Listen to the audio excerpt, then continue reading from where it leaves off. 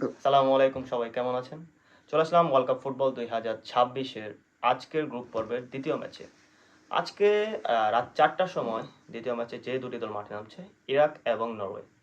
যদি আমি ইরাক এবং নরওয়ের পসিবল লাইন আপের কথা বলি, নরওয়ে হয়ে গোলকিপিং পজিশনে দেখা যেতে পারে ইয়াইল্যান্ড, রাইট ব্যাক পজিশনে দেখা যেতে পারে ডর্টমুন্ডের রায়ারসনকে, এবং লেফট ব্যাক পজিশনে দেখা যেতে পারে নিউক্যাসল ইউনাইটেডের ওলফকে।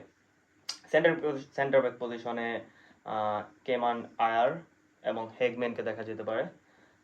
মিডফিল্ডে মার্টিন অডিগার্ডকে দেখা যাবে এবং নরওয়ের পসিবল ক্যাপ্টেন মার্টিন অডিগার্ড। তবে নরওয়ের ফরওয়ার্ড লাইন বিশ্বখ্যাত। আপনি যদি ফরওয়ার্ড লাইন অর্থাৎ নাম্বার 9 পজিশনের কথা চিন্তা করেন, বর্তমান বিশ্বে খুব রেয়ার কিছু নাম্বার 9 রয়েছে। তাদের মধ্যে দুইজন নাম্বার 9 নরওয়ের পক্ষে, একজন আর্লিং হালান্ড এবং আরেকজন আলেকজান্ডার সরোদ। দুইজন একই টিমের হয়ে খেলছে। আর যদি লেফট উইং পজিশনের কথা বলি, লেফট উইং পজিশন নরওয়ের একজন খুব ভালো প্লেয়ার রয়েছে নুসা, যিনি গোল করতেও দক্ষ এবং অ্যাসিস্ট করতেও দক্ষ। যদিও আপনি যদি নরওয়ে হয়ে খেলেন অন্য কোনো পজিশনে, আপনার গোল করার দরকার নেই। আপনার কাজ শুধু হালান্ড পর্যন্ত বলটি পৌঁছে দেওয়া, বাকি কাজ হালান্ড করে নিতে পারে। আর অপরদিকে যদি আমি ইরাকের কথা চিন্তা করি, ইরাক বিশ্বকাপ কোয়ালিফিকেশন খেলার মাধ্যমে বিশ্বকাপ খেলছে, অর্থাৎ সেই কম্পিটিশনটা তারা পার করে এসেছে, যার মাধ্যমে তারা বিশ্বকাপে সুযোগ পেয়েছে। কখনোই হালকাভাবে নেওয়ার মতো কোনো দল না ইরাক।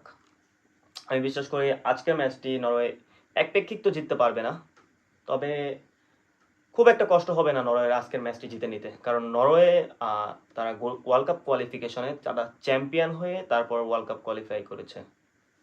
অর্থাৎ সেক্ষেত্রে আপনারা খুব সহজভাবেই ধরতে পারেন নরওয়ে আজকের ম্যাচটি খুব ভালো করবে। আমি আজকের ম্যাচে প্রেডিকশন করছি নরওয়ে 4, ইরাক 1।